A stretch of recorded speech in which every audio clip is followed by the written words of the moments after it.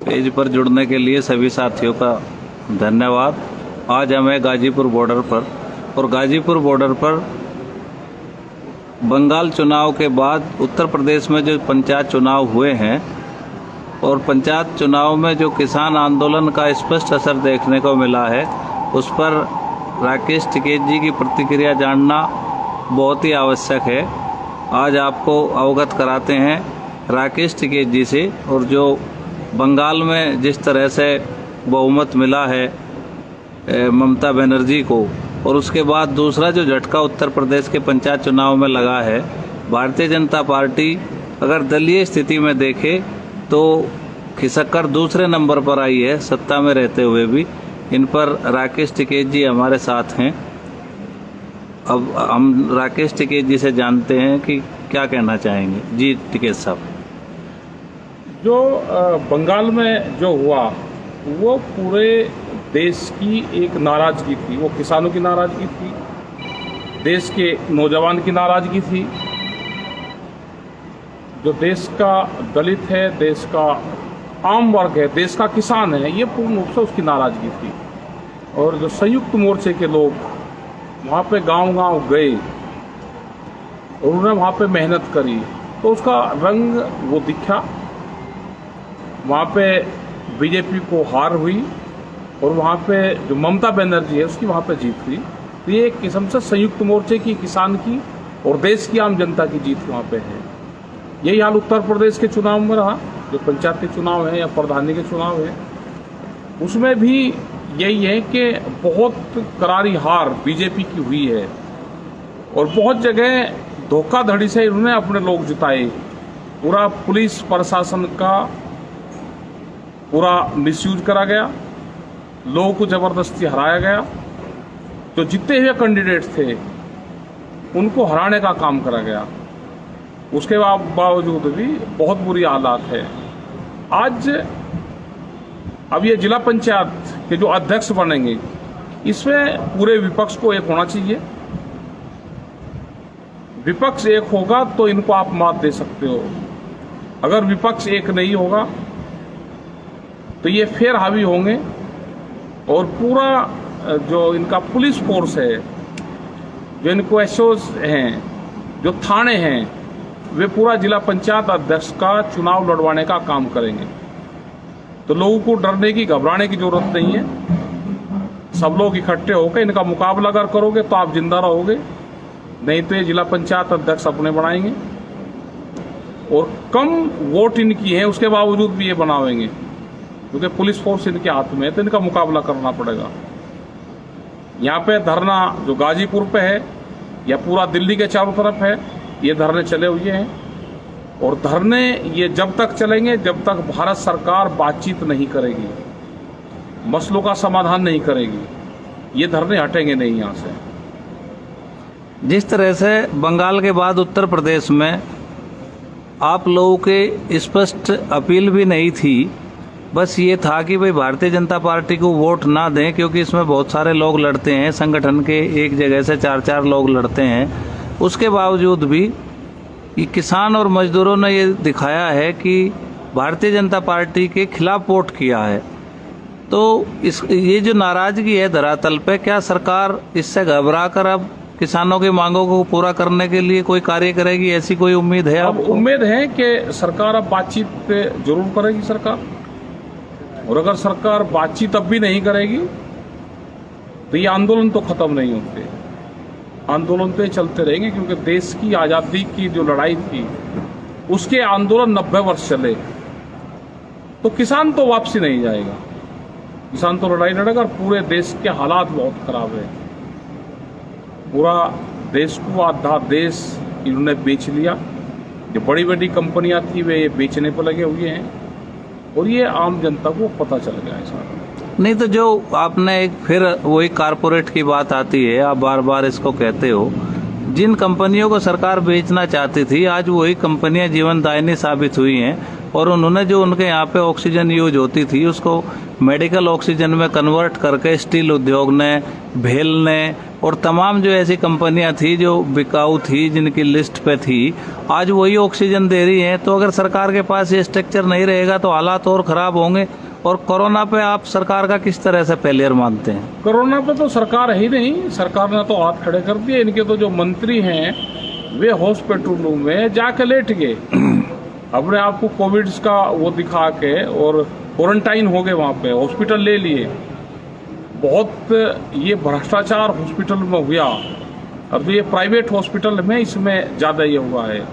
क्यों नहीं करा जाते? क्यों इसके ऑक्सीजन के हॉस्पिटल अलग से बनाए जाते? जितने हमारे यूनिवर्सिटी हैं जो आज जिसमें बच्चे नहीं पढ़ रहे, वे खाली है, उनको आप ऑक्सीजन के हॉस्पिटल बना दो। वो एक प्राथमिकता है। जब यहाँ पे ऑक्सीजन बैंक की बात आप कर रहे हैं? ऑक्सीजन बैंक तो जैसे यहाँ पे गुरुद्वारा यहाँ इंदिरापुरम में गाजियाबाद में है, ये सड़क के ऊपर करीब 6000 से ज़्यादा लोगों की जान इन्होंने बचा दी अब तक। तो हम हर शहर में उसमें बना सकते हैं, हर कस्बे में उसमें बना सकते हैं कि उसको ऑक्सीजन सिलेंडर ही तो चाहिए उनको जी। आप उनको ऑक्सीजन सिलेंडर अवेलेबल करवा दो, ऑक्सीजन बैंक आप बनाओ। जैसे श्री राम कॉलेज मुजफ्फरनगर में है या और जितने भी इंजीनियरिंग कॉलेज है उनकी बिल्डिंग वहाँ पे है, उनके वहाँ पे बच्चों के हॉस्टल वहाँ पे है, आप उसको बना दो। उसमें जो भी मरीज आ रहा है उसको लुटा दो। जो ऑक्सीजन की जरूरत है, ऑक्सीजन के बगैर लोग मर रहे हैं तो उनको ऑक्सीजन मिल जाए। आगे किसी को हॉस्पिटल में रेफर करना है वहाँ पे कर दो, उसका कोविड सेंटर नाम दे दो, ऑक्सीजन बैंक नाम दे दो, ऑक्सीजन के हॉस्पिटल आप उनको दे दो, हल्की सी उनके मेडिसिन दे दो। तो ये दे सकते हैं, लेकिन सरकार हाथ खड़े करके और सरकार पब्लिक को बीच में छोड़ के भाग गई है। अच्छा, तो आपका इस सरकार को देखना चाहिए क्या इस तरह की सरकारें होती है। आपकी मंशा ये है कि अगर किसी को सांस नहीं आ रहा तो आते ही उसको पहले ऑक्सीजन मिल जाए, दे दो उसको। इस तरह के हॉस्पिटल बनने चाहिए, हॉस्पिटल बन जाए। उसमें कुछ नहीं करना। आप यहाँ पे दे रहे हैं, आप उससे एक सिलेंडर से, जैसे अब भी दे रहे हैं, एक सिलेंडर से 20-20 बेड को आप दे सकते हो। एक सिलेंडर से 20 आदमी की जान बच सकती है। 1 घंटे में एक सिलेंडर खत्म नहीं होता। उसमें उनको दवाई की भी आप जरूरत नहीं है, वे ठीक हो जाते हैं। ऑक्सीजन लेवल बढ़ जाएगा, उनको घर भेज दो, डिस्चार्ज कर दो। अभी एक बात और सामने आई है कि जो दूसरे देशों से मदद आ रही है वो जहाज भरे हुए एयरपोर्ट पर खड़े हैं और उनमें ऑक्सीजन जनरेटर हैं और तमाम इक्विपमेंट है, किट हैं, वैक्सीन वॉल्व हैं, और केवल वो इसलिए खाली नहीं हो पा रहे कि भारत सरकार ने अब तक कोई पॉलिसी डिसाइड नहीं की है। अमेरिका ये चाहता है कि सभी राज्यों को समान रूप से चीजें मिलें और वो पॉलिसी भारत सरकार से मांग रहा है, क्योंकि उसको अब लगता है कि अमेरिका को भी देश की सरकार पे विश्वास नहीं रहा। और उसका ये कहना है कि अगर आपने बिना पॉलिसी के दिया तो भाजपा शासित राज्यों की ही मदद होगी। तो उसने एक प्लान मांगा है और पिछले 25 तारीख अप्रैल को लास्ट जहाज आया था, उसके बाद मदद नहीं पहुंच पा रही है। तो इसके बारे में आप क्या कहना चाहेंगे? मोदी सरकार क्या पूरा विश्वास खो चुकी है? नहीं, पूरा विश्वास खो चुकी है। बाहर से कुछ चीज आ रही है तो कहाँ मदद मिल रही है, कहाँ सामान जा रहा है? मतलब एक ऑक्सीजन और ऑक्सीजन किट भी नहीं बढ़ रही। जो कोविड की हल्की दवाइयाँ थी वो भी आम मरीजों तक नहीं जा रही, और बहुत इलाज लोग अपने घरों पर कर रहे हैं। उसको दवाइयाँ आप फ्री दे दो, दवाइयाँ नहीं मिल रही, इंजेक्शन नकली मिल रहे हैं। जो मॉनिटरिंग सिस्टम था वो भी पूरा फेल है, जो अधिकारी थे वे भी छुप रहे हैं। तो इस पे सरकारों को काम करना चाहिए। और जो वॉलंटियर्स का जो काम है, भारतीय किसान यूनियन के लोग और भी स्वयंसेवी संगठन है, वे काम करना चाहते हैं। अगर सरकार गाइडलाइंस देगी तो उस पर काम करेंगे। यहाँ पे भी हम दे रहे हैं, मदद करवा रहे हैं। जो लोग आ रहे हैं उनकी मदद यहाँ पे करते हैं, तो उस पर काम करना चाहिए। तो आप ये चाहते हैं कि सरकार जो है कोविड का एक सर्टिफाइड इलाज का पर्चा, दवाई जारी करे, जिससे कोई भी स्वयं सहायता समूह या कोई भी संगठन जनता को उपलब्ध करा सके। अगर ऐसा नहीं होगा तो उनके ऊपर मुकदमे दर्ज होने का खतरा है, ऐसा भी आप चाहते हैं? हाँ, बिल्कुल होना चाहिए। अधिकारी की जिम्मेदारी है। वे कुछ किट बनी है और उन किट में आप सामान रख दो। एक किस्म से आप कोई भी कोविड का हो तो उसको आप दे दो। एक उसमें सैनिटाइजर दे दो, कुछ उसमें दवाइयाँ उसमें दे दो, कुछ उसमें मास्क दे दो, ये सारी चीजें देते। नहीं, अभी एक बात आपने कही कि बहुत सारे संगठन करना चाहते हैं, लेकिन उनको इस बात का खतरा है कि अगर किसी की डेथ होगी तो उनके ऊपर मुकदमा ना हो जाए, तो सरकार को एक सामान्य लक्षण के लिए एक पर्चा जारी करना चाहिए। एक पर्चा जारी करें, उस पर डॉक्टरों की टीम बना दो।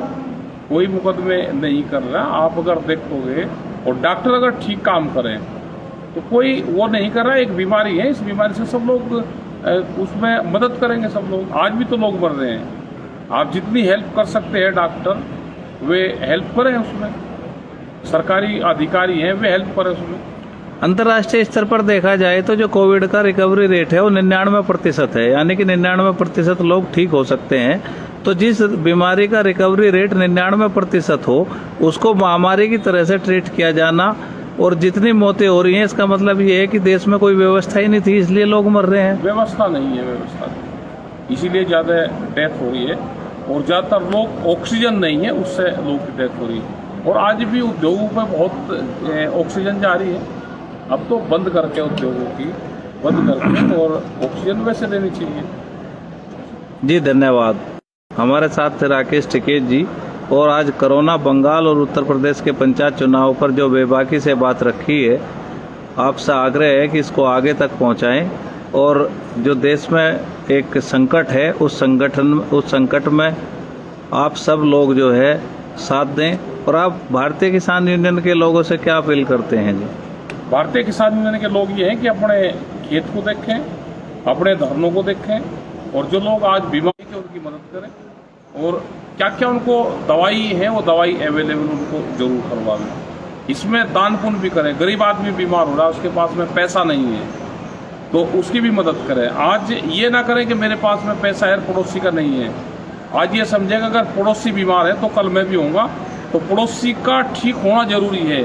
अगर पड़ोसी बीमार होगा तो वो बीमारी मेरे घर पे भी आएगी।